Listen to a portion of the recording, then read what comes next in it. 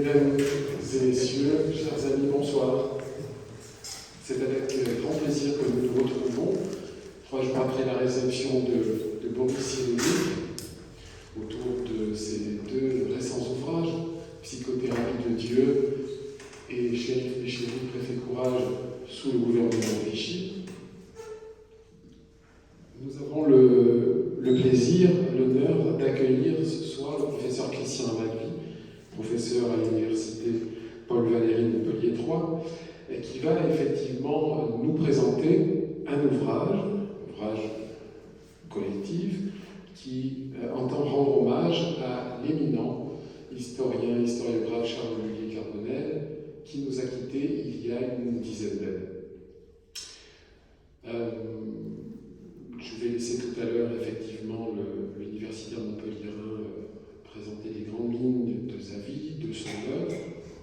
Il est agréable d'excuser en préambule, ainsi qu'à l'accoutumée, le maire de la ville de Montpellier, Michael Delafosse, président de la métropole, Carole Delia, présidente de la région Occitanie-Pyrénées-Méditerranée, Charles Epli, président délégué de l'Institut Maïmonide.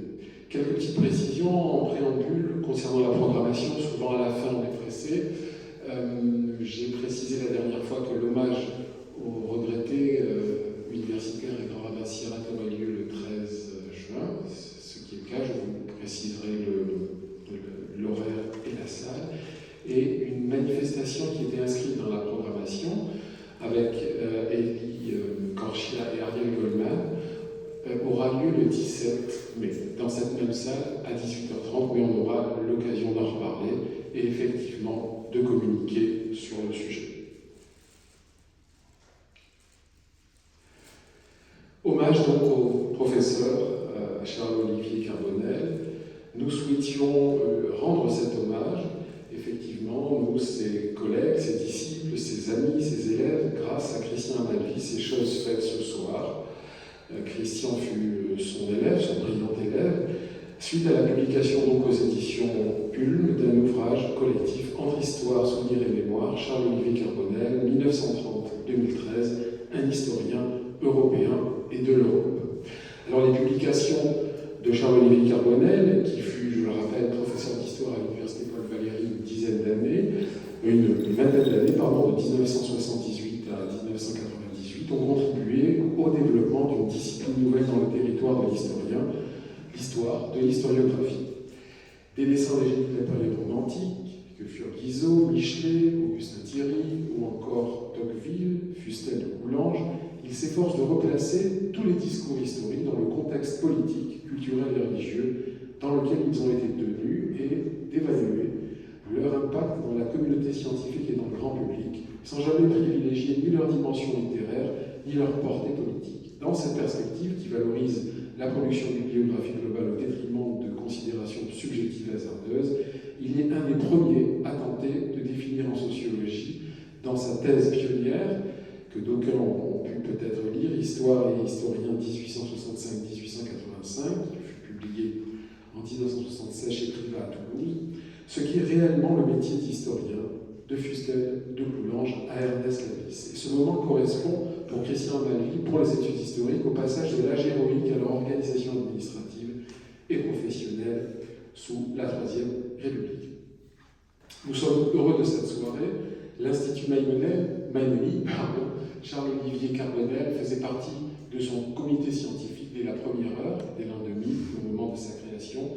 Il a donné, sous l'égide de l'institution montpelliéraine, plusieurs communications, plusieurs conférences, notamment autour de son monumental ouvrage en 2 tomes, Une histoire européenne de l'Europe, mais également une conférence dans le cadre d'une université d'été sur la Shoah, et il s'était effectivement arrêté sur la terminologie à emprunter, à usiter ou pas, concernant probablement le crime le plus inouï de l'histoire de l'humanité.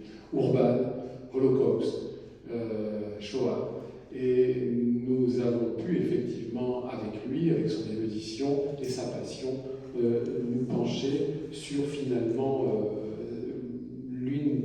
l'un des points d'interrogation les plus importants de l'histoire du XXe siècle. Avant de donner effectivement la parole au professeur Christian Amalvi, il m'est agréable de vous lire quelques lignes, effectivement, du texte que j'ai communiqué à Christian relatif au professeur Charles-Olivier Carbonel. J'ai été effectivement l'un de ses élèves, privilège d'avoir été son élève. Ses cours étaient bien magistraux et c'était un réel plaisir de l'écouter.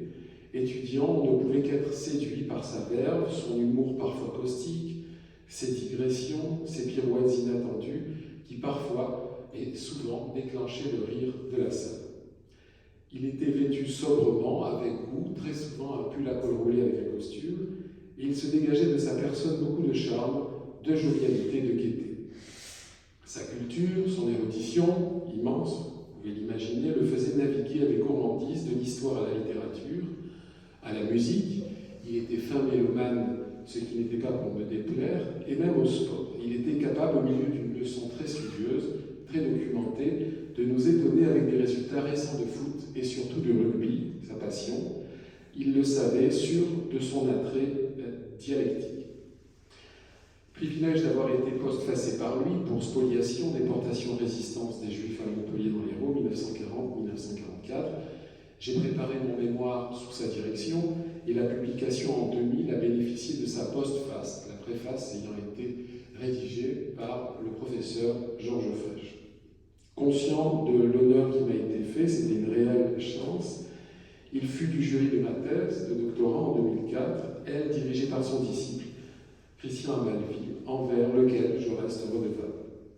Privilège d'avoir été reçu à Calvisson, dans la région de la Vaunage, terre effectivement de juste parmi les nations, avoir été reçu dans ce beau petit village gardois, et surtout de l'avoir reçu donc à l'Institut.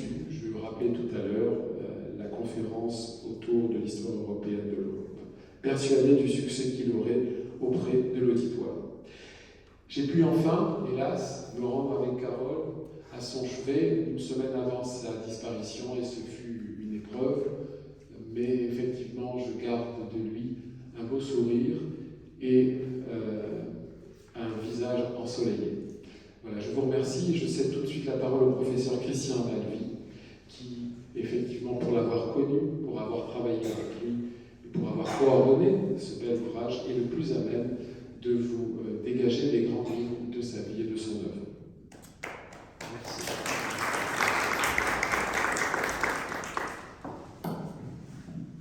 Merci, cher Michael, de cette présentation.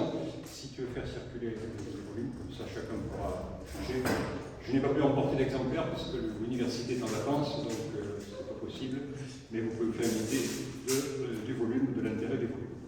Permettez-moi, avant d'aborder l'œuvre, la vie et l'œuvre de Charles Carbonel, que je suis très heureux de présenter ici, je suis très heureux de le faire dans le cadre de l'Institut Maïmonide.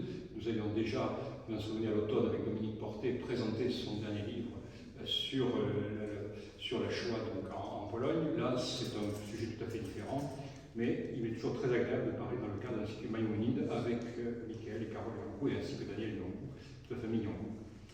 Donc, avant d'évoquer la vie et l'œuvre de Charles Carbonel, je voudrais faire une citation. Il a été à la fois un pionnier et un passeur, déjouant tous les compartimentages obtus. Sa courtoisie et sa bienveillance, assises sur de solides convictions humanistes, son engagement social, sa culture encyclopédique et sa curiosité insatiable, le sourire jovial qui illuminait son visage, en ont fait un membre éminent et aimé de la République des lettres.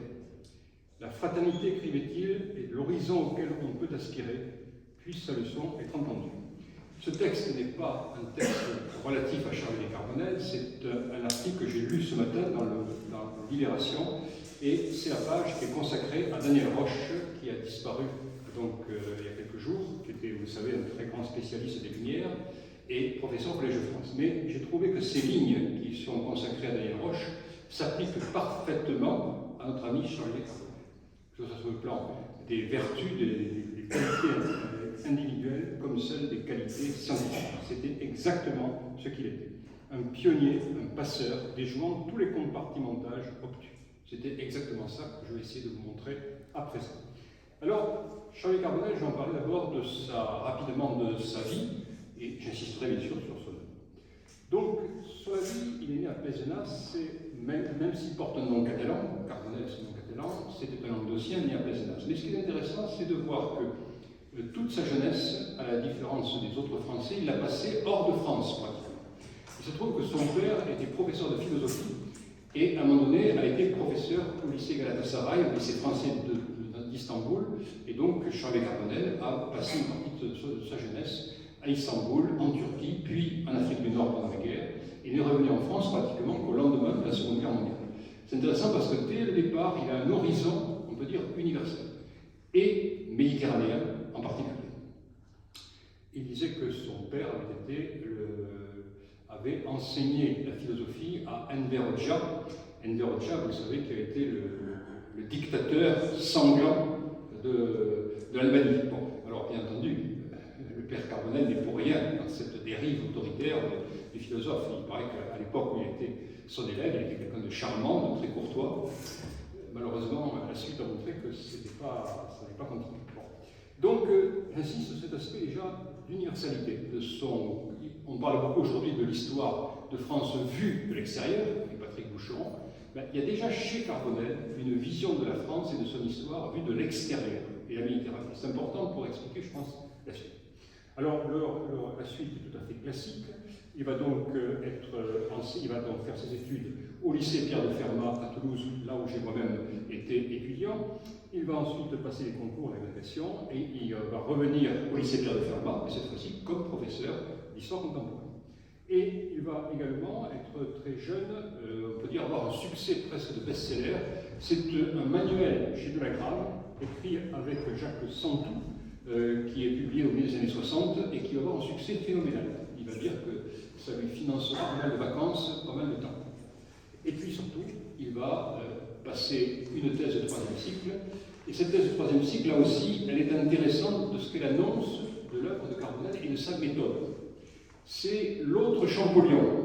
L'autre Champollion, c'est le frère aîné de Champollion. Ce n'est pas Jean-François Champollion, celui dont on a beaucoup parlé l'an dernier, puisque c'était, je crois, le bicentenaire de la découverte des hiéroglyphes, la connaissance des hiéroglyphes. Bon, Jean-François Champollion est un génie mort à 40 ans.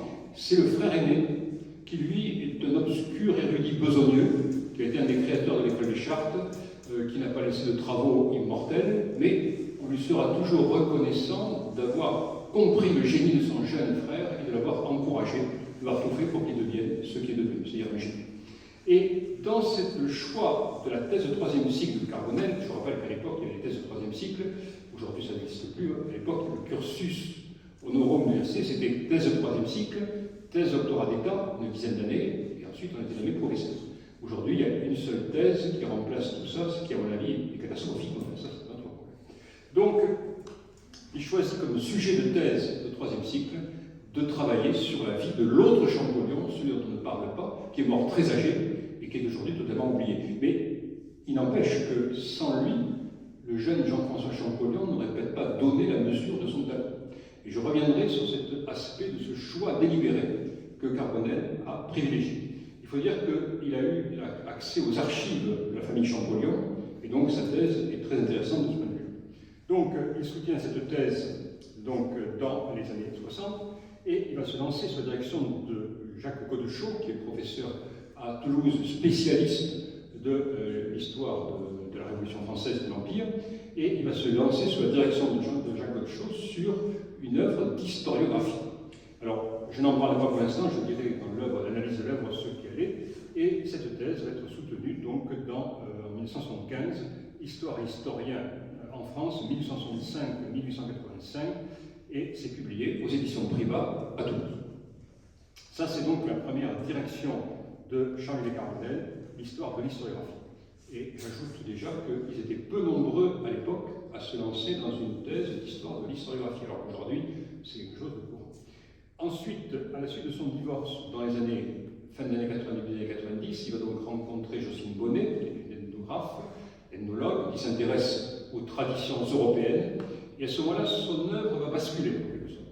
Il continue bien sûr à s'intéresser à l'histoire de l'historiographie, ne serait-ce parce que je suis son doctorant.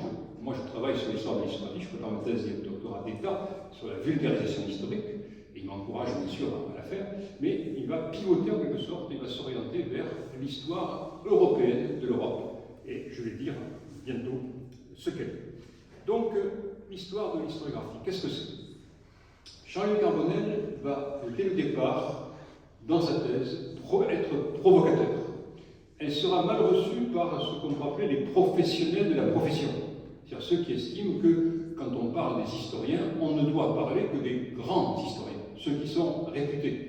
Et en général, on privilégie toujours ceux qui sont célèbres, soit pour des raisons politiques ou des raisons littéraires, ou les deux. Alors bien entendu, on pense à Michelet, on pense à François Guizot, on pense à Tocqueville, par exemple, qui sont effectivement des historiens très importants, mais qui ont été aussi des gens engagés dans leur temps. Vous savez que Michelet avait transformé sa chaire d'histoire et de morale au Collège de France en chaire de tribun qui dénonçait les jésuites, qui dénonçait le régime de la monarchie de Juillet, et qui a été suspendu d'ailleurs en 1847 par François Guizot, son collègue. Bon.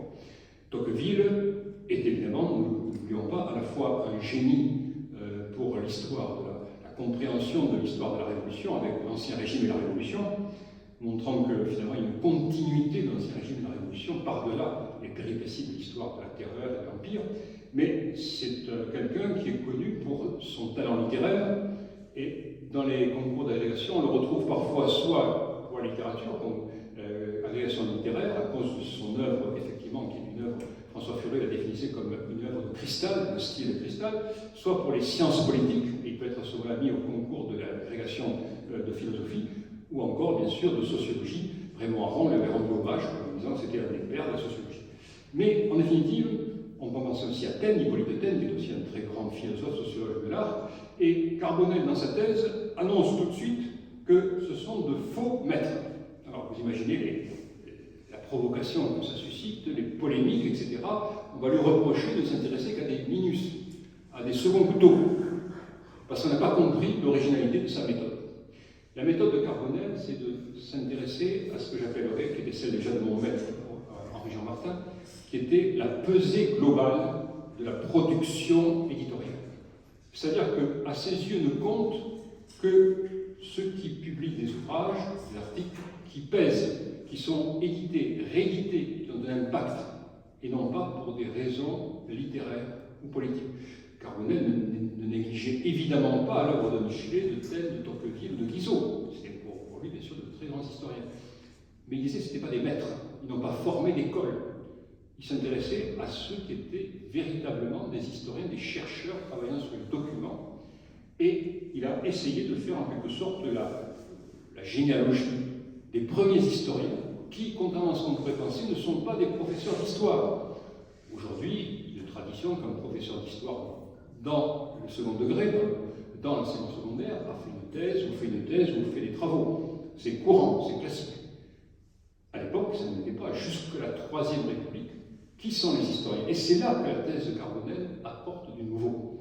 Il va nous montrer que les véritables historiens, ceux qui sont sur le terrain, qui sont dans les archives, qui commencent à peine à s'ouvrir, qui sont dans les bibliothèques, eh bien, ce sont des érudits locaux. Ce sont des érudits qui vont faire l'histoire de leur région, de leur département, de leur région, etc.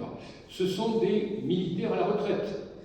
Militaires à la retraite, ils sont capables de parler d'une bataille, qui vont s'intéresser aux différentes batailles de Poitiers, celle de 732, celle entre les Arabes et Charles Martel, celle de 1356 par exemple, et puis d'autres batailles qui sont déroulées dans la région.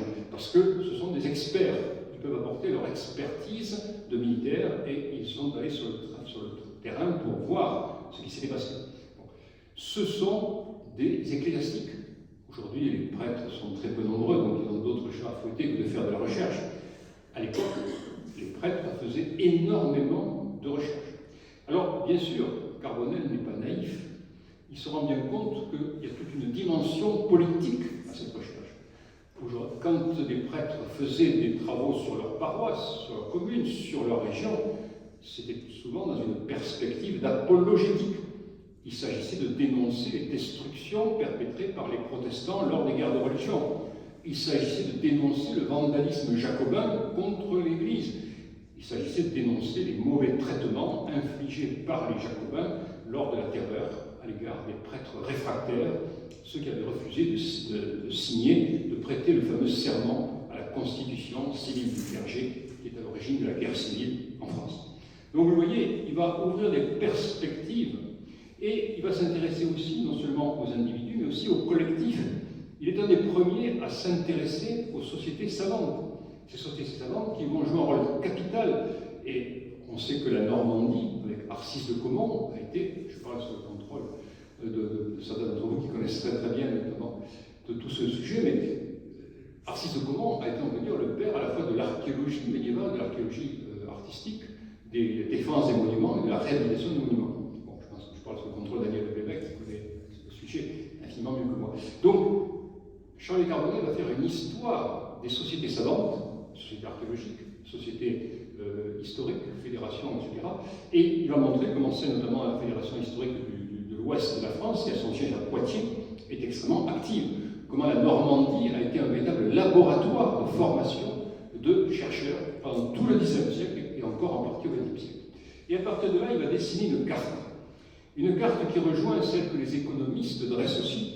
C'est la carte d'une France active dans la recherche historique. C'est une France qui va de l'ouest au nord-ouest, donc qui va de Poitou jusqu'au nord-ouest de la France, en passant bien sûr par la Normandie. Et puis une autre France qui, elle, en dessous de la Loire, en dessous du Poitou, est une France, il faut bien le dire, est en retard sur le plan démographique, en retard sur le plan économique, en retard sur le plan culturel, et où là, les sociétés savantes sont beaucoup moins actives et beaucoup moins fécondes. Il dessine donc une carte tout à fait nouvelle. Et il est un des premiers à faire ce travail d'histoire de l'historiographie. À l'époque, quand il se lance dans sa thèse de doctorat d'État, ils sont une poignée qui se comptent sur les doigts d'une main, qui s'intéresse à l'histoire de l'historiographie. Il y a Pierre Nora qui a commencé son travail sur la mémoire, qui va déjà s'intéresser par exemple à la mémoire de la Grande Guerre, à la mémoire de la Vis.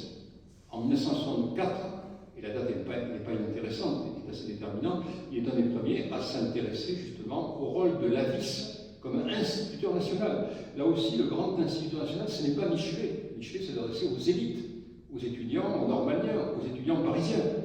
Et il ne touchera le grand public que beaucoup plus tard, quand les éditions de Hachette publieront des livres à la portée de tous, mais ce sera un siècle après, souvent beaucoup plus tard. Là, la Vis, c'est celui qui va être, comme le dit Pierre Nora, l'instituteur national. Autre personnalité qui va s'intéresser à l'histoire de l'historiographie, c'est mon ami Alice Gérard, qui va commencer une thèse qui ne finira jamais sur l'enseignement secondaire. Elle va s'intéresser aux professeurs de l'enseignement secondaire qui, à partir de la Troisième République, eh bien, vont commencer à faire des recherches, vont prolonger ces prêtres érudits, ces érudits locaux, ces officiers, etc. Donc vous le voyez, Charles Carbonel fait partie du premier noyau qui s'intéresse à l'histoire de l'historiographie. Alors, pourquoi s'intéresse-t-on à l'histoire de l'historiographie entre les années 60 et 1968, au fond, cette décennie? Et je me suis longtemps interrogé. Et je vous propose des hypothèses qui sont des hypothèses. Vous les retiendrez, vous ne les retiendrez pas, ça sera l'objet d'une discussion. Je pense que dans ces années 58, 59 jusqu'en 68 se déroule un certain nombre d'événements de très grande portée, aussi bien au niveau national qu'international. Au niveau national, c'est d'abord le retour au pouvoir de Charles de Gaulle, qui va fonder la Ve République. Or, ce qui est capital, c'est que pour la première fois, la Ve République va chercher à trouver une synthèse entre l'Ancien Régime et la Révolution. Vous savez que la IVe République est morte de sa faiblesse exécutive, succession de régimes, aucun pouvoir du président de la République, aucune autorité pour essayer de sortir la France de son ghetto et de son marasme. Or, avec la Ve République, le Parlement reste bien sûr celui qui vote les lois, donc il continue à jouer un rôle important, mais désormais il y a un arbitre, et un arbitre représentatif, c'est le président de la République. Une sorte de synthèse entre l'Ancien Régime, l'exécutif, le pouvoir royal ou impérial, et l'héritage républicain. Je crois que c'est très important. Ensuite, sur le plan international, c'est en 1963, nous le fêtons cette année, nous fêtons le 70e anniversaire de la réconciliation franco-allemande en 1963, le traité signé par De Gaulle et Adenauer. Ça veut dire qu'on mettait fin à ce qui était pratiquement 2 siècles de combats incessants entre la France et l'Allemagne. On avait commencé la guerre de 7 ans, dans les années 1760, et on avait fini en 1945, mais c'était encore une paix armée, et ça finissait par une division d'Allemagne entre l'Allemagne de l'Ouest et l'Allemagne de l'Est. Là, il y a une réconciliation sincère qui n'a plus jamais été remise en cause, et qui qui ouvrait des perspectives.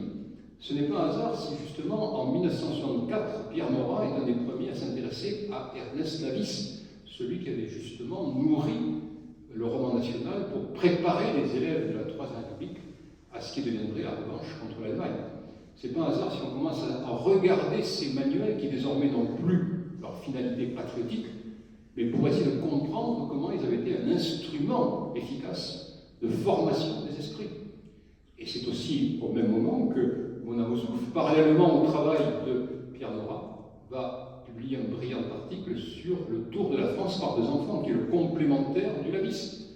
À partir du moment où désormais on n'est plus obnubilé, obsédé par la revanche contre l'Allemagne, par la rivalité avec l'Allemagne, eh bien on peut regarder rétrospectivement la formation. Et ça ne concerne pas que les manuels. Quand on regarde l'histoire du Collège de France, la plupart des travaux des linguistes, des spécialistes du Moyen-Âge, étaient en rivalité aussi avec l'Allemagne, qui était une puissance érudite, ce qui a nourri aussi sa puissance, tout simplement, politique. Donc, déjà plusieurs arguments pour montrer. Et puis, un argument qui n'est pas négligeable, c'est le Concile Vatican II, qui, en ouvrant les portes de l'Église sur le monde, va permettre aussi d'en finir avec des manuels scolaires qui contestaient le bilan révolutionnaire, qui était toujours dans une perspective de nostalgie de l'Ancien Régime. Avec le Concile, l'Église catholique se réconcilie aussi avec la République. Et donc, tous ces arguments, me semble-t-il, ont contribué à effectivement inspirer à des chercheurs cet intérêt pour l'histoire de l'histoire. Il y a d'autres arguments aussi, le fait qu'à partir des années 60, la multiplication des chaires à l'université, la multiplication des postes dans l'enseignement secondaire, va faire qu'on va s'intéresser aussi à la sociologie. Qui sont ces nouveaux professeurs? D'où viennent-ils? À partir de quand l'instituteur et surtout le professeur d'enseignement secondaire, sans parler bien sûr du professeur d'université, devient un chercheur? Je répète, auparavant, il ne l'était pas. Même à l'université, jusqu'à Fustel de Coulanges, le rôle du professeur, c'est de faire de la rhétorique, de faire un beau discours en 3 points, qui est très beau sur le plan littéraire, et qui sur le plan scientifique est totalement nul. Bon, là aussi, la Troisième République a mis l'université à l'école du séminaire allemand. Je n'y insiste pas parce qu'on pourrait en parler pendant des semaines.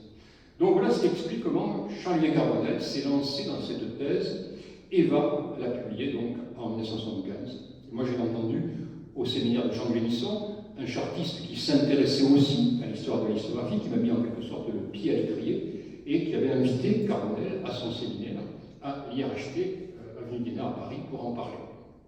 Et ce que montrait Carbonel, c'est que vraiment, à partir de la création en 1876 de la revue historique par Gabriel Monod, il y a vraiment deux clans qui s'affrontent chez les historiens.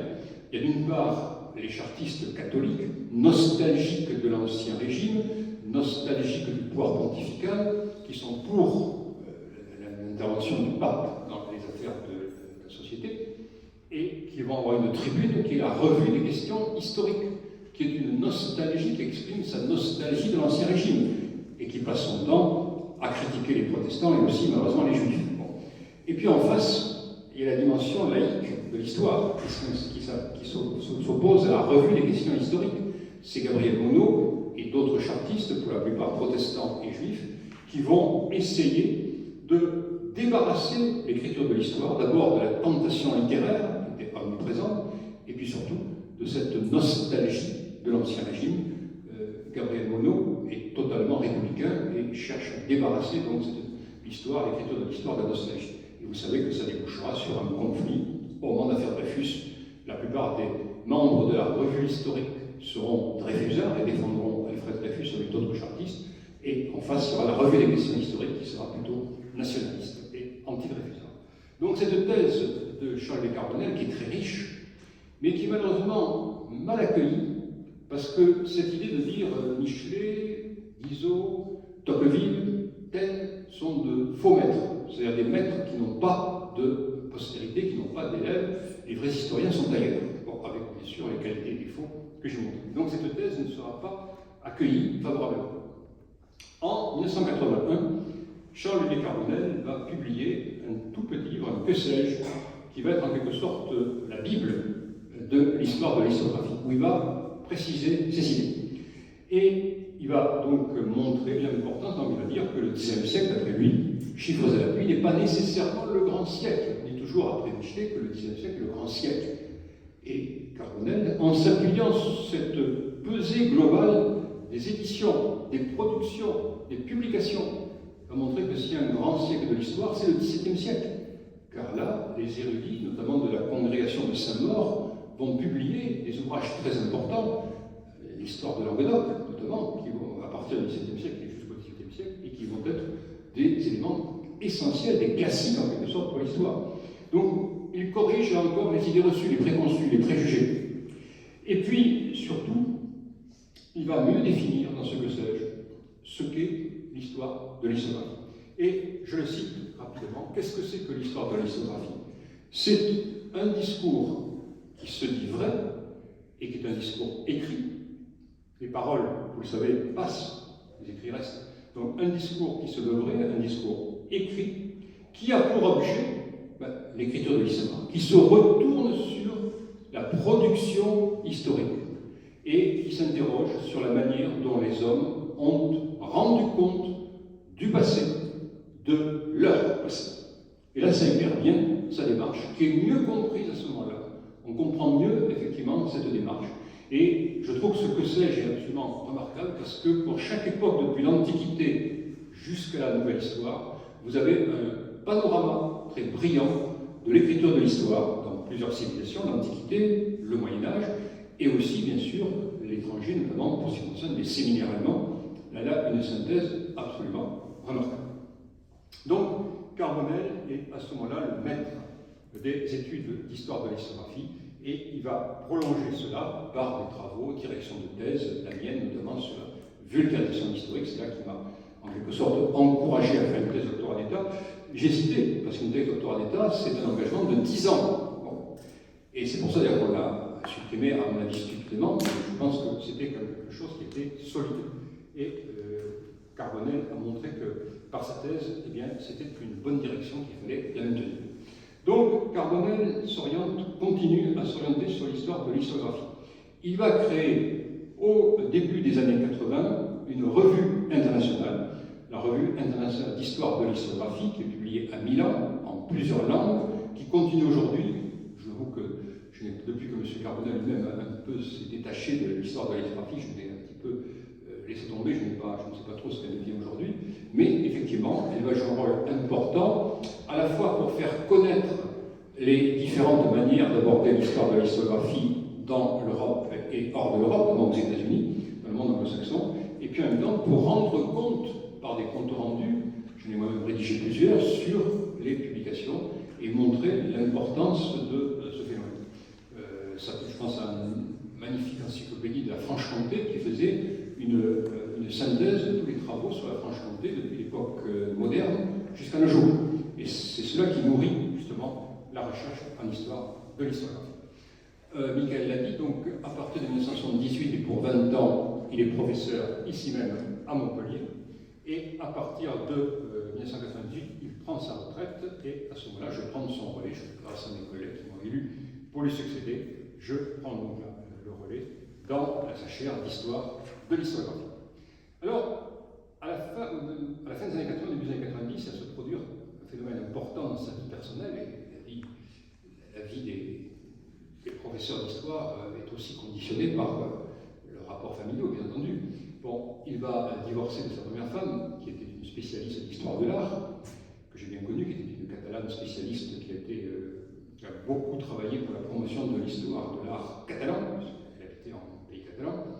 Et il va épouser donc Jocelyne Bonnet, qui était une ethnologue spécialiste des traditions populaires en Europe.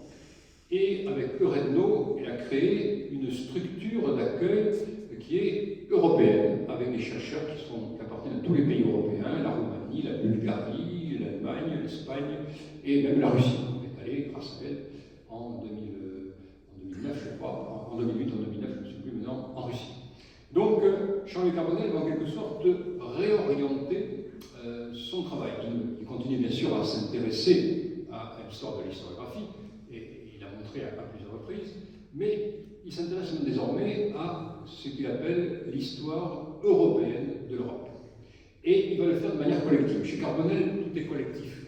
C'est un travail avec ses étudiants, avec Dominique Bilogui, avec Bernard Péchaud, qui vont suivre et avec qui il va travailler pour l'histoire européenne de l'Europe. Alors, bien entendu, on pourrait dire que là aussi, l'histoire européenne de l'Europe, elle est conditionnée, nous sommes en 92, c'est-à-dire à peu près au moment du vote sur Maastricht, vous savez que c'était tangent, et il y a beaucoup de livres qui paraissent à l'époque sur l'histoire de l'Europe, pour justifier. C'est l'époque où Jacques Le Goff va diriger aux éditions du Seuil une collection internationale, avec nombreuses contributions italiennes, pour montrer que l'Europe, elle est née au Moyen-Âge, que les villes, notamment les villes italiennes, ont été un facteur très important de développement de l'Europe, non seulement en Italie, mais dans toute l'Europe. De créer, bon, c'était la chrétienté, mais c'est ainsi que l'Europe est née d'abord dans un premier temps. Et on pourrait penser que Charles de Carbonel s'inscrit dans ce courant. Il y a à la fois le vote de Maastricht, il y a aussi la construction européenne, et il y a ce contexte historiographique sur l'histoire de l'Europe. Pas du tout. Là aussi, il va innover. Il va étudier ce qui existe. Il a fait un séminaire avec ses chercheurs en disant qu'est-ce qui existe aujourd'hui sur le marché. Des histoires de l'Europe. Des histoires de l'Europe qui sont excellentes, je pense à celle de Lebrun. Très bien. Mais qu'est-ce que c'est que ces histoires européennes? Ce sont des collections de récits consacrés aux différentes nations européennes, où l'on met parallèle une histoire de l'Allemagne depuis l'époque médiévale jusqu'à nos jours, avec ses relations tendues. Bon, le Troisième Reich, c'est évident que ce n'est pas des relations très sympathiques avec l'Europe. C'est une Europe par la force, par la puissance de l'armée, la puissance de la terreur, tout simplement. Bon. Mais on a une collection d'histoire nationale de l'Europe. Or, Charles de Carbonel, pour lui, ce n'est pas ça. Et avec ses amis, avec ses nombreux colloques qu'il organise dans toute l'Europe, pour avoir le point de vue justement des Européens, il va s'interroger sur les traits communs, les structures communes à l'Europe. Qu'est-ce qui fait de l'Europe ce qu'elle est devenue? C'est-à-dire une identité commune. Alors bien entendu, cette Europe, aujourd'hui, malheureusement, est en morceaux, vous savez. Mais il n'empêche que pendant 20 ans, même peut-être 30 ans, on a avancé. Alors, il étudie les structures, la structure des villes, la structure du rapport à la mer, par rapport à la montagne. Est-ce qu'il y a des traitements communs? Et là, on se rend compte, par exemple, qu'au XVIIIe siècle, eh bien, les relations sont très importantes entre le port de Bordeaux et la Scandinavie ou l'Allemagne du Nord, pour le meilleur et pour le pire. Ça a été aussi la traite négrière qui est abominable, bien entendu. Mais les échanges entre Bordeaux et la Scandinavie et l'Allemagne du Nord se font avec, on échange la vigne contre des produits qui viennent du fin fond de la Sibérie. On apporte des produits, des échanges permanents. Le commerce est un élément. Et Carbonel va s'intéresser à tout ce qui fait l'Europe. Les universités.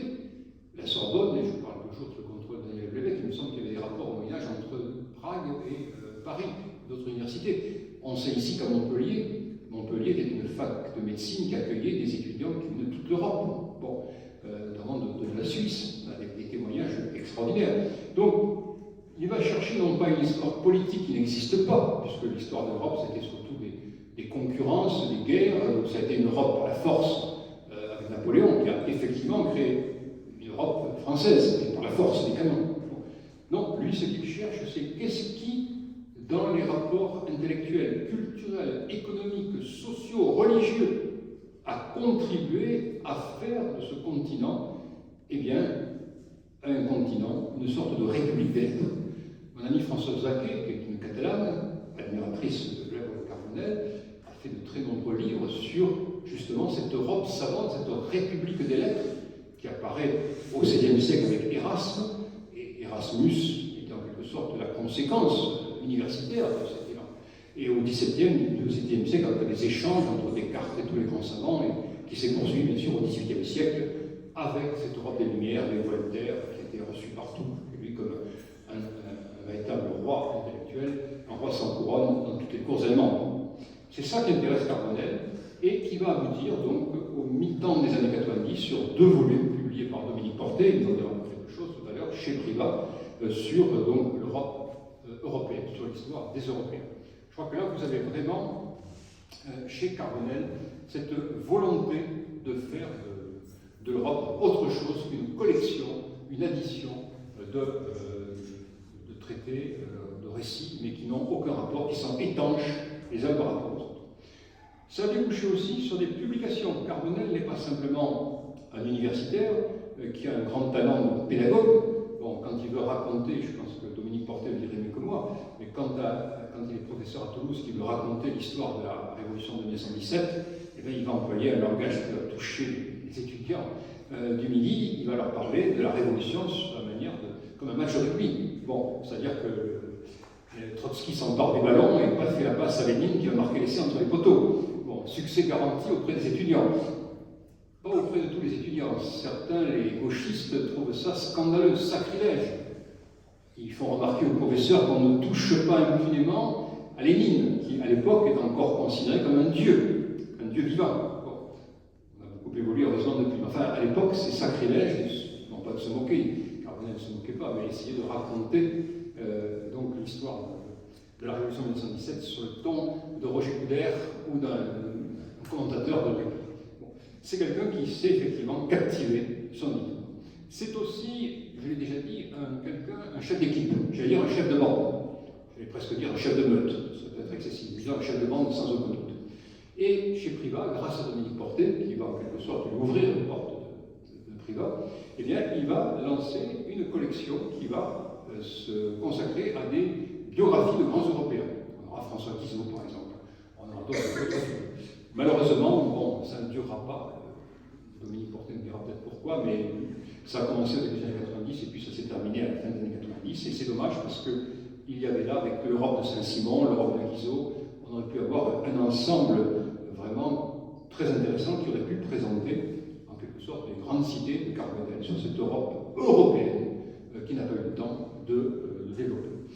Il participe aussi au colloque que sa femme organise sur les arts et traditions populaires, même si ce n'est pas son domaine, mais il devient à son tour un ethnologue, un anthropologue, s'intéressant aussi aux arts et traditions populaires reliés à la vigne, à la viticulture.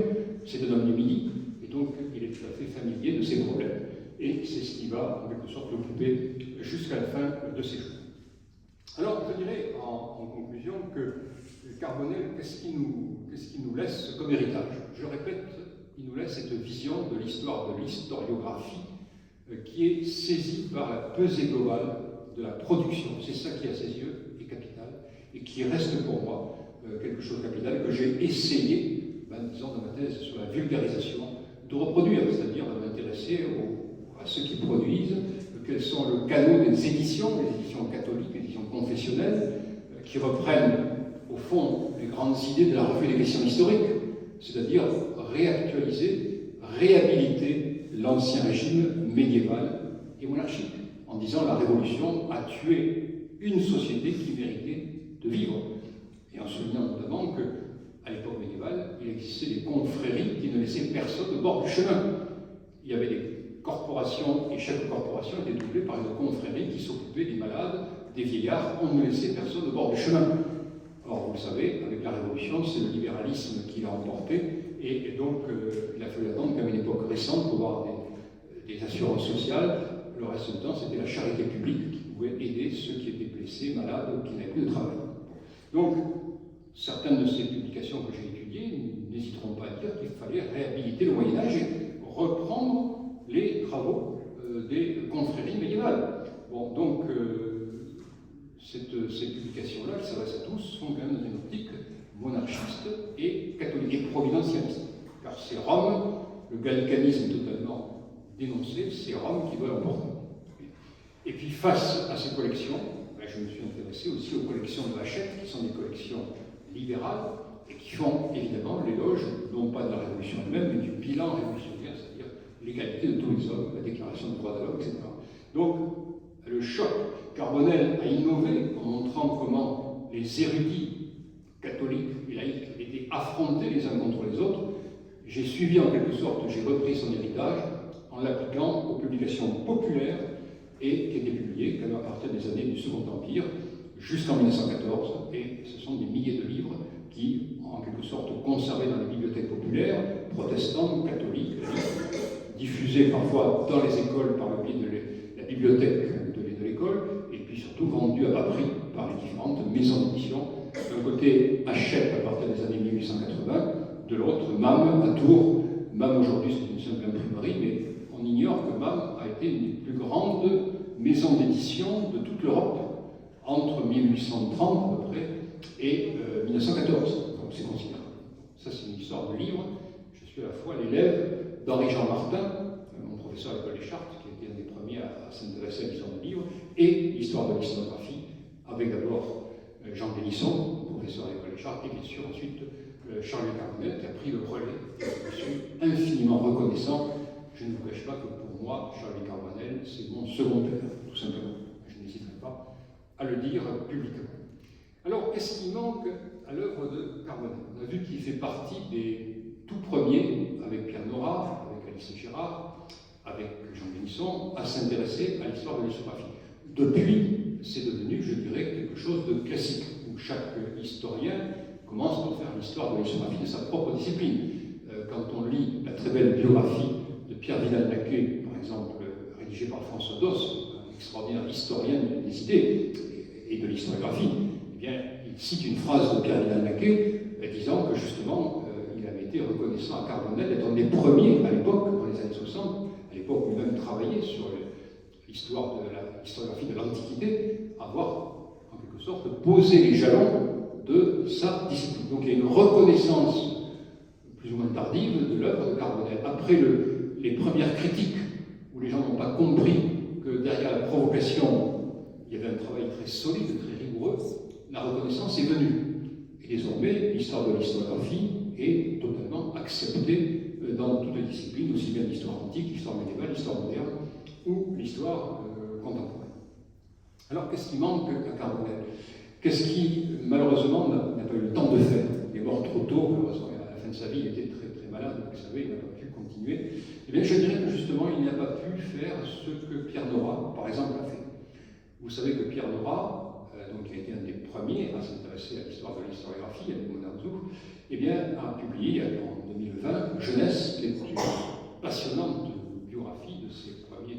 D'abord, de la manière dont il a pu échapper à la Shoah, de toute sa famille, puisque et comment au Vercors, il a échappé par miracle, lui et son frère aîné, qui étaient des héros.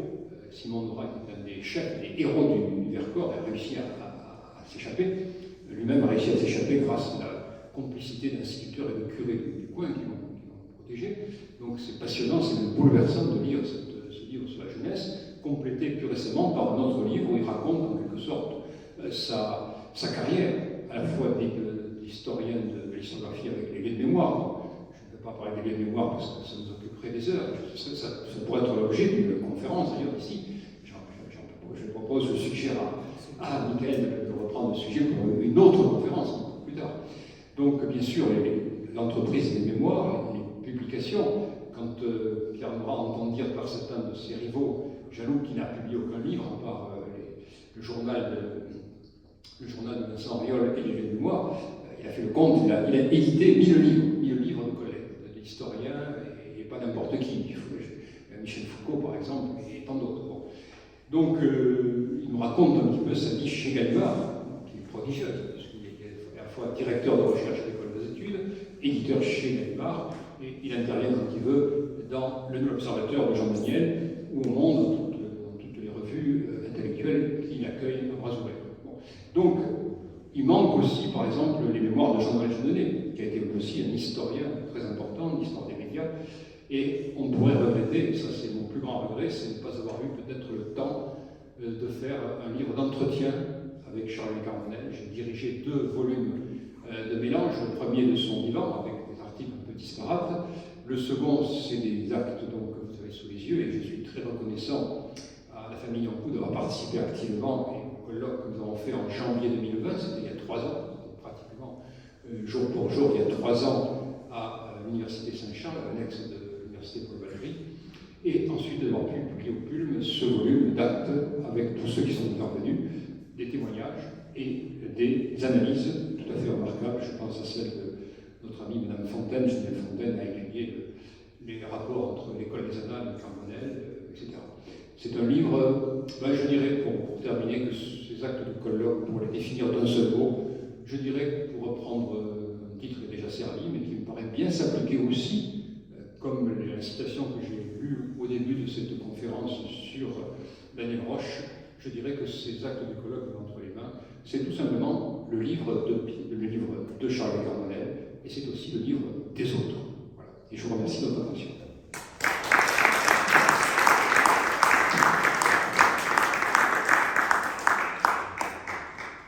Entre histoire, souvenir et mémoire, Charles-Olivier Carbonel, 1930-2013, un historien européen et l'Europe. Merci, cher Christian, pour cette belle communication sur ton maître, le digne successeur de Charles-Olivier Carbonel. Plus que mon maître, mon second père. Et on sent la passion, tout comme Charles-Olivier qui t'a dit, passion d'histoire, l'érudition, et puis une production, tu as beaucoup publié, beaucoup coordonné, je rappelle pour le grand public l'histoire de Montpellier notamment. Et il est agréable de souligner la présence de nombreux universitaires, notamment de Paul Valéry, tous les cités, professeur Lebévêque, Caroline Cou, professeur Dédéian, Alain Champ, Annie Cassot, et les autres ne m'en voudront pas. Remercier Roger, vice-président de l'Institut, de sa présence. Et avant de vous donner la parole, remercier pour l'annonce de cette manifestation la Gazette de Montpellier, Midi Libre, Radio Aviva et Académie. Qui souhaite intervenir autour de la vie et l'œuvre de Charles-Olivier ou poser une question à notre ami Christian? N'hésitez pas. Oui, Florian Manciotte. Merci. D'abord, bravo Christian pour cette présentation très complète de Carbonel. Moi, j'étais également son élève. C'est surprenant que ça puisse paraître, mais pas à Montpellier, à Toulouse, à Sciences Po Toulouse, au début des années 70. Et j'ai deux bons souvenirs de lui, en fait. Le premier, c'est qu'ils avaient fait une conférence au Champollion, mais je comprends pourquoi il a fait une conférence au Champollion. Et j'en garde un souvenir remarquable, en fait, de tous les cours que j'ai suivis à Sciences Po. C'était vraiment cette conférence qui était la plus intéressante. Et puis, quelle a pas une leçon d'humour, mais c'est vrai que je confirme, et j'ai toujours en tête un jeu de mots qu'il avait fait, ou un calembour qu'il avait fait, quand il nous a parlé du gaullisme. Il nous a parlé du phénomène gaulliste. Et j'ai dit, je vous parle du phénomène gaulliste. Pas le fils, le phénomène gaulliste. Voilà, c'était juste une petite entrée qu'il avait faite, et bien sûr, il avait un impact. Oui, le phénomène gaulliste, c'était pas le fils. Donc, il avait un impact, c'est du temps qu'il a fait fort. Voilà, c'est juste ce petit témoignage. Moi aussi, j'ai beaucoup d'admiration pour lui. Merci. Pour rebondir sur ce que tu disais, je me souviens que c'était quand il était professeur au lycée de Fermat, celui qui est malade, Jacques Mazas, qui a été mon professeur aussi à Montauban, racontait qu'il avait choisi de parler de l'Afrique du Sud. À un moment donné, on se demandait pourquoi l'Afrique du Sud, tout simplement parce que l'équipe de France de rugby faisait à ce moment-là une tournée en Afrique du Sud. Alors, il a fait une pierre deux coups. Il a parlé de la géographie et l'histoire de l'Afrique du Sud, et en même temps, il a fait un petit clin d'œil à l'équipe, au 15 de France en Afrique du Sud. Voilà. C'était tout Carbonel. Il était passionné, je me rappelle, avoir été chez lui à Calvisson pour les corrections de ma thèse, et il m'attendait autour d'un café, et il lisait quoi? Il ne lisait pas Le Monde, il lisait L'Équipe. Qui souhaite intervenir? C'est Dominique Porté qui devait. Dominique Porté. Il est parti. C'est bien qu'il soit venu. Qui souhaite intervenir encore?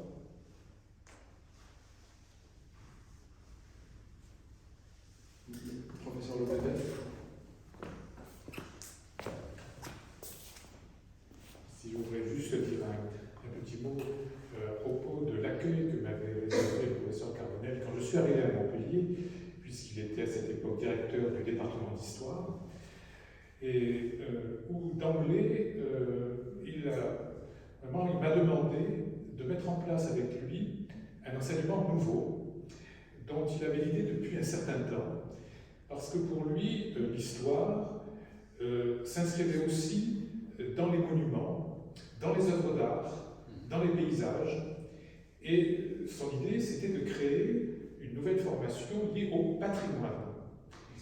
Et donc à l'époque, la structure administrative qui était possible, c'était ce qu'on appelait une MST, une maîtrise de sciences et techniques, qui est devenue ensuite un master, et qui finalement a continué, même après lui, je dirais, puisqu'on en est maintenant à 20 ans, où... 30 ans. Oui, 30 ans, pardon, excuse-moi, oui, 30 ans. Et ça continue à fonctionner. Donc il y a là une espèce de perspective un peu visionnaire de Charles-Olivier Carbonel qui avait senti qu'il y avait là des possibilités de déboucher pour les étudiants. Et donc, effectivement, ça a très bien marché. Alors, est-ce que l'influence de sa première épouse, l'historienne de l'art, avait eu chez lui avait permis ce déclic, donc c'est peut-être possible. Oui, je te remercie d'en parler parce que moi j'ai fait une partie de ma carrière à Paul Valéry et j'étais heureux comme responsable d'un cours, deux cours dans le cadre de cette formation. C'était les lieux du mois, c'est toi qui m'avais d'ailleurs donné une suggestion. J'ai encore gardé le plan que tu m'avais donné, que j'ai repris en grande partie, sur les lieux de mémoire et ensuite le patrimoine industriel et rural. Et pour rebondir sur ce que tu dis, on a commencé, je suis arrivé en 91, donc on a commencé l'année suivante, donc 92, ça fait plus de 30 ans. Et pour montrer que ça dure, vraiment, ça marche du feu de Dieu, si j'ose dire, il y a une semaine, les étudiants de patrimoine qui sont dirigés par un autre médiéviste, c'est plus Daniel Plévec, c'est un médiéviste, c'est Vincent Chalet, un garçon très très sympathique et très scientifique, très remarquable, ils ont aménagé d'habitude chaque année, les 2 années de formation, parce qu'il y a 2 années de formation qui se succèdent, faisaient une valorisation du patrimoine d'une ville ou d'un village dans l'agglomération, dans la métropole de Montpellier. Et cette année, ils ont fait la valorisation du patrimoine de Carcassonne. Donc c'est déjà beaucoup plus loin, c'était beaucoup plus difficile à organiser. Et je n'ai pas pu y aller malheureusement parce que j'étais à Aquitaine à ce moment-là.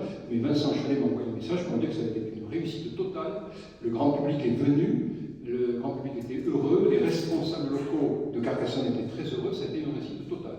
Donc je ne sais pas si les journaux vont parler, mais tu peux demander à Vincent Chalet, il te dira que, et je crois que c'est une affaire qui tourne bien et qui est devenue je dirais un peu la marque de fabrique de notre département d'histoire, et plus, puisque c'est pas uniquement l'histoire, mais c'est aussi la géographie, l'histoire de l'art. Et quand il y a des gens qui nous disent dédaigneusement qu'à l'université on ne forme que des chômeurs, je leur dis que ce n'est pas vrai, parce que la formation du patrimoine, depuis 30 ans, nous avons pu former des spécialistes qui sont tous, à l'issue de leurs 2 ans de formation, qui trouvent tous pratiquement à 95% un emploi. Et quand ils ne trouvent pas d'emploi directement, on leur fait passer des concours de formation concours de la fonction publique régionale, et à ce moment-là, ils font parfois une autre carrière en rapport aussi avec le patrimoine. Mais pratiquement tous nos étudiants ont été placés depuis 30 ans. Alors quand on dit que l'université ne forme que des chômeurs, oui, c'est pas vrai. Et effectivement, tu as raison de rappeler que Carbonel est probablement à l'origine de cela. Je n'ai pas parlé parce que c'est curieusement, il n'est jamais intervenu. Je ne l'ai jamais vu intervenir dans cette formation. Et il ne m'en a jamais parlé. C'est curieux, il ne m'en a jamais parlé et il n'est jamais intervenu. Est-ce que la rupture avec sa première femme a été. Ça, je ne sais pas. Mais tu as raison de dire, effectivement, qu'il est intervenu. Carole, Une voix qui porte. J'aimerais dire quelques mots, mais peut-être on les dira ensemble avec Gérard Dédé, parce qu'avec Gérard, nous avons créé une équipe de recherche originale pour le paysage universitaire français, juif, arménien. Au départ, c'était juif et arménien. Et on a ajouté le mot juif, arménien et chrétien d'Orient. Or, si je parle de ça, c'est que au-delà de son rôle en tant qu'enseignant, pédagogue d'exception, au milieu d'une grande conférence, il pouvait faire rire, comme a dit Michael, tout l'auditoire. C'est toujours été plein, même il y avait des étudiants qui l'écoutaient en dehors de l'amphithéâtre. C'était vraiment un orateur d'exception. Mais moi, je me souviens le fait qu'il était très actif dans l'organisation des tables rondes et des colloques. Et ne serait-ce que ce que nous avons, nous, organisé un certain nombre de tables rondes de colloques avec Gérard dans ce cadre-là, il était toujours présent. Et il était un des rares qui s'intéressait aussi à la problématique des diasporas. Il y a des points communs entre la diaspora arménienne et la diaspora juive. Et il était toujours présent. Je me rappelle, on a organisé ici même, sous les Michael qui nous a invités dans le cadre de l'Institut Maïmonide, une table ronde qui a eu vraiment beaucoup de succès. Et au-delà, donc, je ne vais pas énumérer, mais si vraiment vous avez si vous êtes intéressé, je pourrais vous lire les 12 ou 13 ou 14 colloques auxquels il a été présent. Et non seulement il a présidé des séances, mais il a participé. Deuxièmement, il aimait les médias. Et ici excusez-moi, je parle un peu de ce que j'ai pu réaliser maintenant que je me fais vieux. J'ai fondé à Montpellier une radio qui s'appelait RJL, Radio Juive Languedocienne, devenue maintenant Radio Aviva. Et pendant les 4 premières années, j'étais président fondateur avec le regretté Dr Daniel Pérez et d'autres amis encore. Eh bien, c'est grâce à lui. Il était chaque fois présent. On a présenté pratiquement tous ses livres. Et c'est grâce à ces enregistrements que nous avons la voix, je n'ai pas osé ce soir dans ce cadre-là, nous avons la voix de Carbonel. Et il faudra ensuite maintenant, sur des cassettes qui n'existent plus aujourd'hui, il faudra les remettre. Et effectivement, il a été très présent, on connaît, on peut l'entendre. Maintenant, je réalise que je n'ai pas apporté. Il faut un appareil spécial qui n'existe plus aujourd'hui pour pouvoir l'écouter. Donc, il avait une voix très chaleureuse. Donc, je voulais souligner aussi l'aspect média, l'aspect qu'il voulait vulgariser le savoir universitaire. Et ça, c'est exactement ce que tu as dit à propos de la pesée, de tout ça, dans la perspective de comment, et la grande question pour lui, c'est comment enseigner l'histoire. C'est pour cela qu'elle a participé, elle a présidé le colloque sur Jules Isaac. Nous allons organiser au mois de septembre un grand colloque sur Jules Isaac, c'est le 60e anniversaire depuis la mort de Jules Isaac, mais il a présidé ici un colloque sur Jules Isaac, et à cette occasion, nous avons pu, entre guillemets, baptiser une rue de la ville, rue Jules Isaac dans le quartier de Pompignan. De la quartier de la Pompignan. Voilà. Et le fils de Jules Isaac aurait été présent, etc. Et c'était. Il y avait ici Gérard. Comment il s'appelle notre collègue? Non, mais l'histoire contemporaine. Chaudy. Non, Michel, Gérard Chaudy. Le beau-frère de Chaudy. Oui, je veux te dire oui. Jacques-Claude Gérard Chaudy. Voilà, donc je voulais juste apporter ces petits témoignages pour dire vraiment tout ce que nous lui devons tous. Je vais pouvoir entrer dans mon témoignage personnel, mais tous ceux qui l'ont côtoyé, il a laissé vraiment, comment dirais-je, des souvenirs inoubliables. Et d'ailleurs, lorsque malheureusement il est décédé, il faut quand même souligner que parmi ceux qui sont venus, c'était pas hasard, il y avait un Arménien, ceux qui ont participé à ces obsèques, un Arménien, un Juif, un musulman, un Africain, et en dehors d'autres collègues qui sont venus d'autres pays.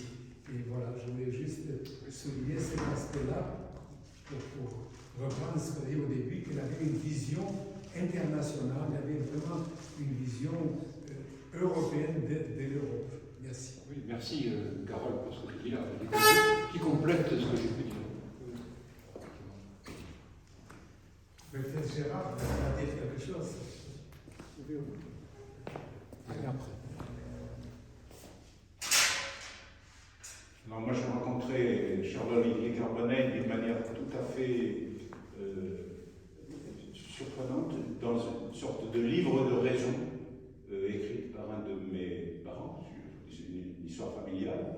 J'ai trouvé mentionner, c'est paru chez les Pères arméniens de Venise en 1972, j'ai trouvé mentionner son livre sur la Révolution d'octobre, Oui.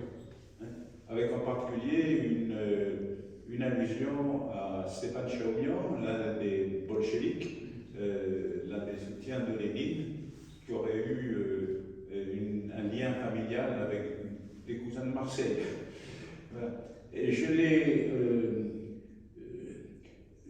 lui suis gré également d'avoir en quelque sorte appuyé le lancement de la coopération entre l'Université d'État de Yerevan et l'Université de Montpellier 3, puisque à l'époque du doyen Aubrier, ça avait été négocié dans les années 80. Dans les années 80, et je me rappelle un repas au bord de la mer qui réunissait Charles-Olivier Carbonneil, donc le grand esprit que nous connaissons, et Hagop, Hofzer, Joseph Tutunjian, qui était un des plus grands psychologues de l'URSS, membre de la Société française de psychologie. Ça avait été une excellente rencontre entre deux esprits. Carole faisait allusion tout à l'heure, je dirais, à sa faconde, son humour. Charles-Olivier Carbonneil, malgré sa production extrêmement abondante, il disait « Je suis un homme de l'oralité ». Et de fait, à un colloque où l'on parlait des chrétiens d'Orient, c'était peut-être un colloque que nous avions en commun, je ne sais plus, je n'ai pas réussi à l'identifier, avec les chrétiens d'Orient proprement dit, bon, il n'en était pas du tout spécialiste, même si il y avait une tradition orientaliste dans sa famille depuis son grand-père. Mais il avait eu, avec une intuition extraordinaire, il avait dit dans son introduction ce qu'étaient les chrétiens d'Orient. Et je retiens également de lui, je ne veux pas être trop long, mais je tiens à le dire, un sens de l'amitié extraordinaire. Il avait trouvé pour moi en 1900, dans les années 90, au début des années 90, même un petit peu plus tôt, un exemplaire de sa thèse. Il me dit, voilà, il s'est passé 20 ans depuis qu'elle a été soutenue. Il me dit, pendant ce temps, c'est un peu tard, mais pendant ce temps, l'amitié s'est formée, agrandie et demeure. Et puis, je retiens de lui également que sa conception de l'Europe, bien sûr, et elle rejoint la conception de l'Europe qu'avait René Grousset, qui était que l'Europe, ce n'était pas une agglomération, non pas un agrégat constitué de peuples désunis, c'est ce que Mirabeau, pas Mirabeau, oui, Mirabeau disait pour le Royaume de France, mais c'était d'abord une idée, c'était une projection. Et à l'époque, pour René Grousset comme pour Charles-Olivier Carbonneil, à certaines époques, la frontière de l'Europe, ça avait été l'Indus, avec la conquête d'Alexandre. Plus tard, ça avait été l'Euphrate, avec l'Empire byzantin. Et puis, Charles-Olivier Carbonneil, comme René Grousset, avait bien voulu s'intéresser à l'Arménie, qui est une projection de l'Europe d'une certaine manière, c'est ce que dit Sylvain Tesson. Et je me rappelle qu'il m'avait un colloque qui était organisé à Aubé, son lieu de naissance, le lieu de naissance de René Grousset. Il y avait une première journée à Montpellier. Le colloque était financé par Georges Frêche, parce qu'on m'avait demandé de l'organiser à un mois de distance. Je n'avais pas un sou, et comme dit Georges Frêche, on m'avait dit qu'est-ce qu'il vous faut, donc on m'avait donné le financement pour le colloque. Donc la journée Montpellier-Rennes, j'avais pu l'assumer, et puis j'ai eu des problèmes de santé. Il m'avait remplacé au pied levé, remarquablement. Il avait pris toute la troupe des colloquants, et ça s'était extrêmement bien passé. Donc, Charles-Olivier Carbonneil a en quelque sorte soutenu ma passion mon intérêt pour l'Arménie, et ça a donné lieu à la publication d'actes aux éditions de Leclerc. Et puis surtout, il a soutenu, il n'a pas été le seul, mais il a soutenu de manière vigoureuse la belle association, je me permets de le dire, parce que je me tourne vers mon très dynamique complice, une très belle association que nous avons eue avec Carole pendant des années, et puis que j'aimerais bien voir ressurgir, pas à l'occasion d'un gros colloque, mais peut-être une journée d'études, quelque chose comme ça, sur Lemkin, par exemple, ou quelque chose qui unit. Il a écrit Michael l'a dit tout à l'heure, à propos de la terminologie de la Shoah. Oui, tout à fait. Voilà, d'où vient le mot génocide, holocauste,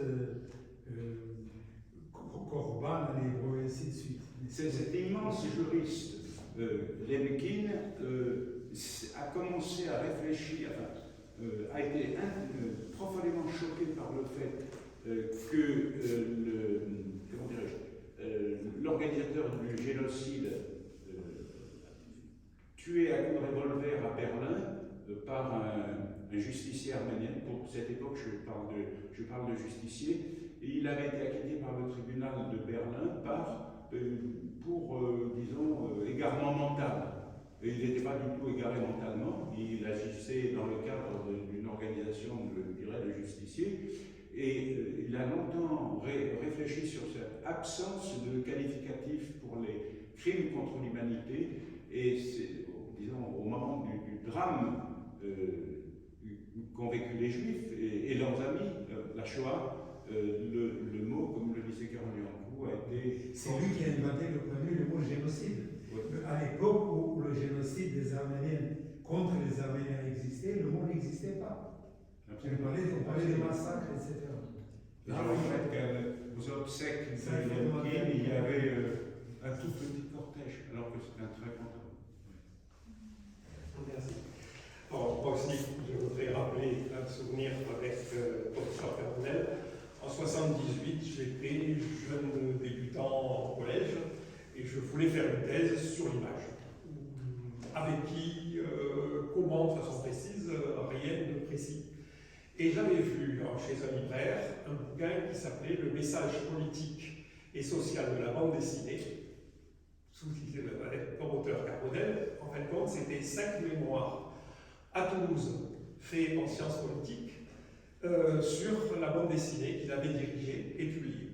Donc je lui ai dit, tiens, on pourrait faire quelque chose sur la BD, ça m'intéresserait, pas plus. Et le hasard fait que peut-être 15 jours, 3 semaines après, en passant dans le couloir C du le bâtiment C, premier étage à l'université, je vois à la porte d'un bureau un nouveau nom d'un frais arrivé qui était Carbonel, qui venait d'être nommé à Paul Valéry. Je me dis, il faut que j'aille le voir, je me renseigne, je connais bien, on me dit, il est en cours à tel endroit. J'y vais. Il sort, ça a été, pour arriver à lui parler, ça a été très difficile parce que tous ces étudiants lui couraient après pour lui poser des questions, pour discuter avec lui. J'ai fait quasiment toute l'année en remontant jusqu'au bâtiment C pour arriver enfin à avoir une casette. Et je lui dis, ça m'intéresserait de faire une thèse sur la BD. Je dirais, 2 heures après, on était, ça va, d'accord, vous déposez le sujet et c'est parti, sans problème. Mais surtout, donc, on fait la thèse, je passe pour pas la traîner, très intéressante, mais après la thèse, j'étais prof dans le secondaire. Donc en gros, c'est bon, et qu'est-ce que je fais après bon, j'aimerais continuer. Et bien, en gros, il m'a dit, faites-moi moi j'ai fait, vous êtes sur un sujet original et très particulier. Moi, sur l'historiographie, j'ai poussé pour essayer de faire quelque chose. Qu'est-ce que j'ai fait? Des colloques et un groupe de recherche. Je dis, oui, mais je suis dans le secondaire. Allez-y. Résultat, j'ai monté un colloque avec Carbonel qui met son nom, qui me met en avant et qui me permet de monter le colloque. Et je décide de monter un groupe de recherche où on était 4, j'étais le seul extérieur, pas prof de l'université. Et bien entendu, professeur Carbonel qui met son poids pour le faire accepter comme groupe de recherche officiel de Paul Valéry. Et donc, à la fois en valeur d'exemple, mais sur ce soutien, je crois qu'il accordait aux gens qui l'intéressaient, je tiens à le remercier. Voilà. Merci pour ton témoignage. Et j'ajouterai quelque chose, c'est, rappelle-toi, fin juin 80 à Clermont-Ferrand, c'est lui qui nous présente. On ne se connaissait pas et c'est là qu'on a fait connaissance. Et qu'on s'est revus un peu plus tard. Merci.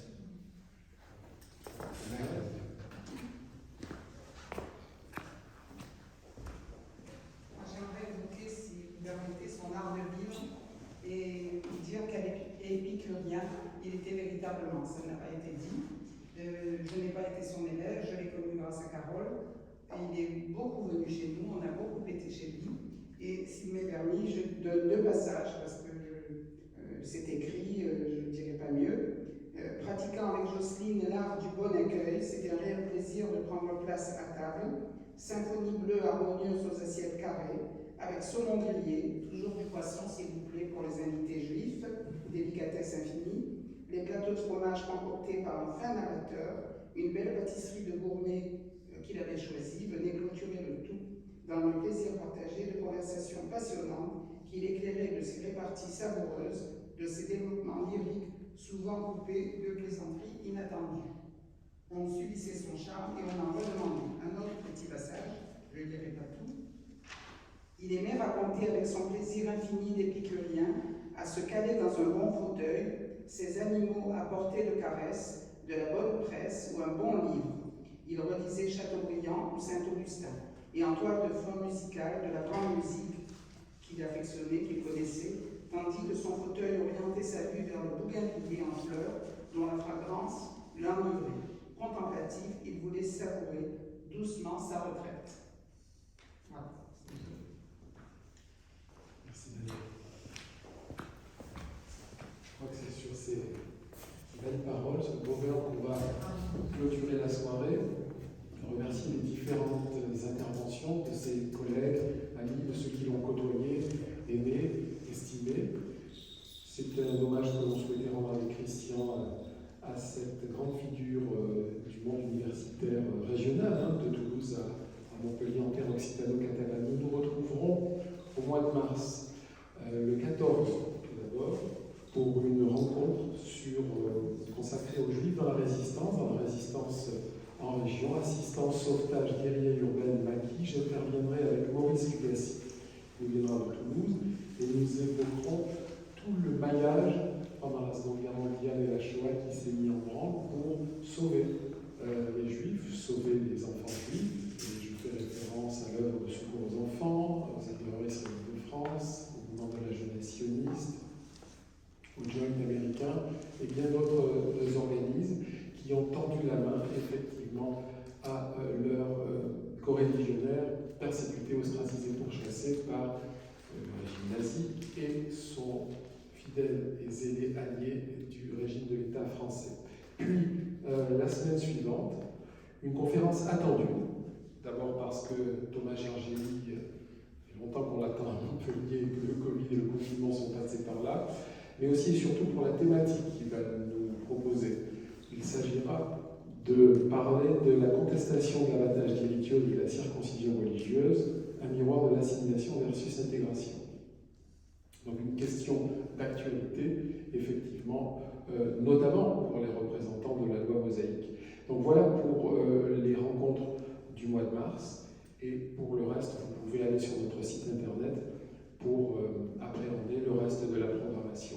Vous pouvez nous retrouver aussi via notre nouvelle chaîne YouTube. La conférence de ce soir avec Christian sera disponible normalement dès demain. Celle aussi de Boris Cyrulnik lundi vous est proposée, et Midi Libre d'ailleurs l'a mise en lumière hier. Donc vous pourrez effectivement, pour ceux qui n'ont pas pu rentrer dans cette salle lundi, revoir les grands moments de cette rencontre exceptionnelle. Merci à nouveau à Christian Malvik d'être venu nous avoir présenté la vie et l'œuvre de Charles-Olivier Carbonel. Bonne fin de soirée et à très bientôt.